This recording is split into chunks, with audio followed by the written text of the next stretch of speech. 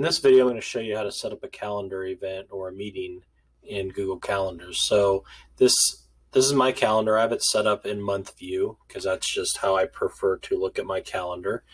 And I'm going to schedule a meeting for July 29th. That would be on a Wednesday. So there's a couple ways to do this. You could click on the create button up here in the top left-hand corner and then type in the name of your meeting. And what happens though is it puts the date as the first of the month. So then I would have to change the date to when I want that to happen. What I do and what I find easier for me is if I just click on the day, it will go ahead and put that date right there for that meeting, so I don't have to change the date, and that's just one less step that I have to do. So I have this meeting event started, so I put the title of the event here, and I click on more options, and now I can finish creating my meeting or my event. So the date's July 29th. That's when our meeting is. Right now it's scheduled for all day. I'm going to click on that and uncheck that box. And then I'm going to go ahead and select a time and select a start time and select an end time. If it's a meeting that repeats, if it's a regularly scheduled like weekly meeting or monthly meeting, you can set up rules on when this meeting meets, like principal meeting, for example. They meet every Monday. So when I set that up, it would be, I would set up that it's weekly on whatever day. And you can customize this. You can go down to custom, say, okay, it's going to repeat every day, week, month, year. And it's going to repeat on Mondays, and it ends never, or it ends on this date or after so many weeks or occurrences. So if you have like days, after 13 days, it's going to stop. After 13 weeks, it's going to stop. And you can change that for whatever you want. So in this case, for this video, this meeting is not going to repeat, but you can set up repeating events. Now, the event details, you could add a Zoom link here, but I'm going to show you in a different video how to set up Zoom meetings in Zoom itself. Add a location. So where's this meeting going to be held? Is it going to be at the Burnett Center? Because it will put the address in, it'll put a map. Is it going to be online, virtual meeting, that sort of thing. So whatever the location, you can put in there. Notification, you can set up to be notified either through your browser or through email. You get an email notification in this case, it's set to every 15 minutes, hours, days, or weeks. So you could say, notify me one day, send an email notification one day before, and then I can add another one, send me an email notification 15 minutes before the meeting starts. So you can have different types and different notifications at different times come through for certain meetings. Which calendar do you want it to go to? Right now, this is going to my personal calendar. I have access to a lot of different calendars because over here at Bishop. So if you have access to somebody else's calendar, you could actually, and you have the rights to edit their calendar. You'll see that calendar in this list, and you can put the event right on their calendar. And also you can change the color of the event. So by default, the way I have it set up, all of my events show up as red, but I can specifically change the color for individual events based on what type of meeting it is. So maybe principal meetings are blue, and maybe Innovation Academy meetings are green, whatever that color coding system may be. You can add a description here at the bottom of your meeting. You can also include an attachment. So if you have a meeting agenda, you can include that in your description. And then you can invite guests over here on the right. So if I invite, I'm going to invite Gail, and I'm also going to invite Mr. Gowan to this meeting. The cool thing about this is that I don't have access to Mr. Gowan's email.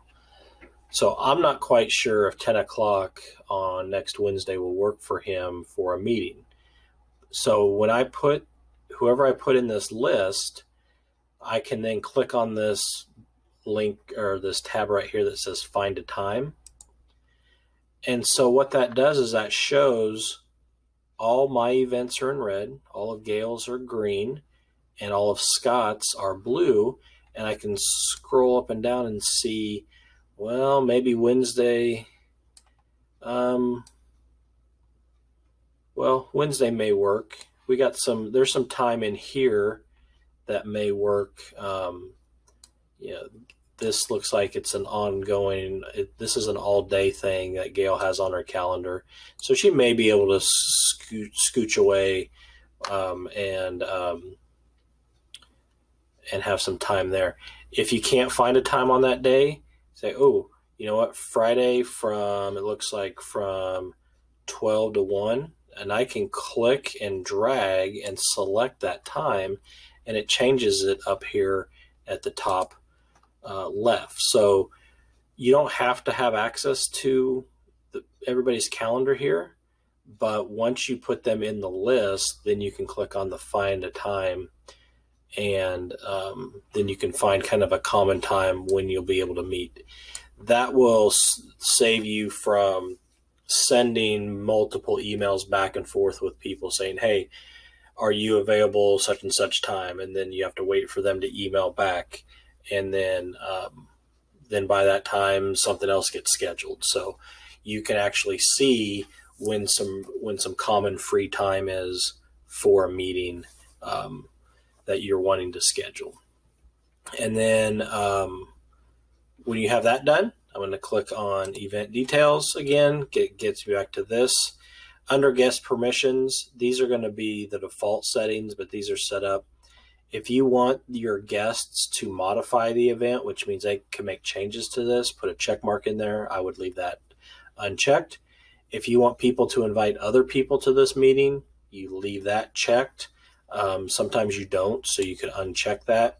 And then also, if you've got a long list and you don't necessarily want other people to see who's invited, you can hide the guest list, which then you would uncheck that. But these two boxes are always going to be checked no matter what. And then I'm going to remove these two because they don't need this notification that I'm setting up a meeting. So that's how you would remove somebody. You just click on the X to remove them.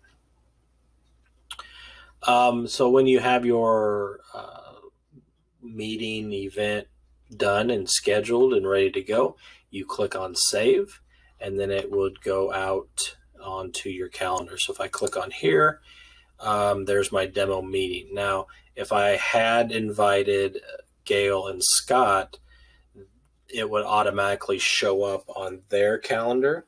So let me just do this with Gail. So I'm going to go ahead and invite Gail again and click save. And it says, would you like to send an invitation to the guests?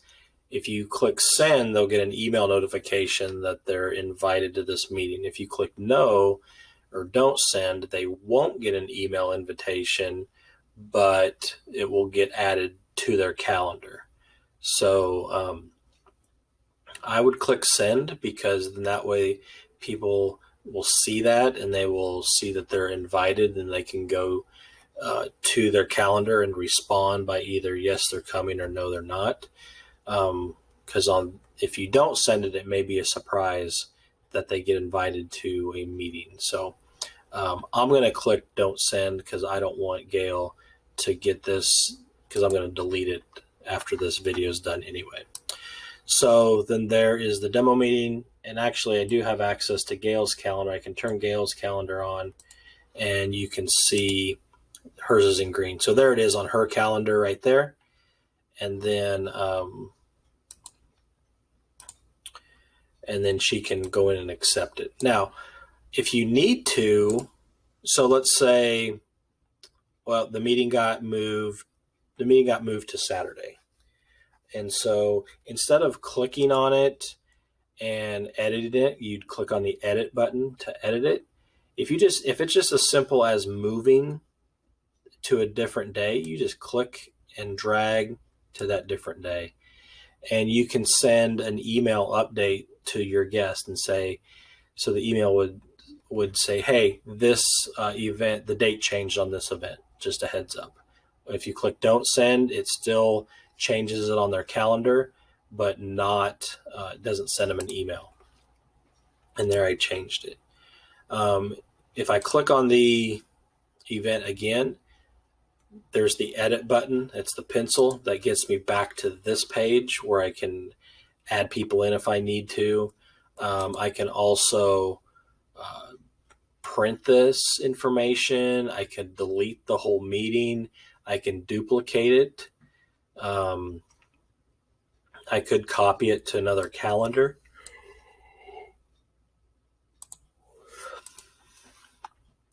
And if I click on it again here, here's the delete button.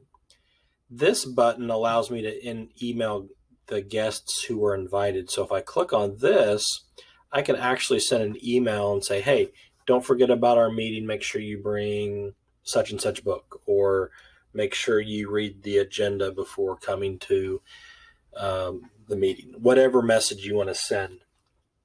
And it will send you an email, and then it will also send everybody who's invited that same message. And then under the three dots, again, here's where you can print or duplicate that meeting. So what I'm going to do right now is I'm going to go ahead and delete this.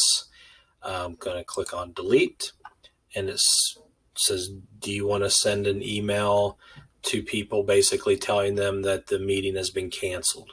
If you click send, then who's ever invited will get a meeting, or will get a notification in their Gmail stating that the meeting's been canceled.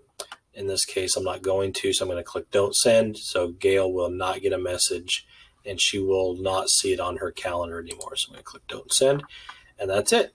So that's how you would set up a meeting, an event in Google Calendar, and kind of some of the basic settings on how to set those up. If you got any questions, please let me know.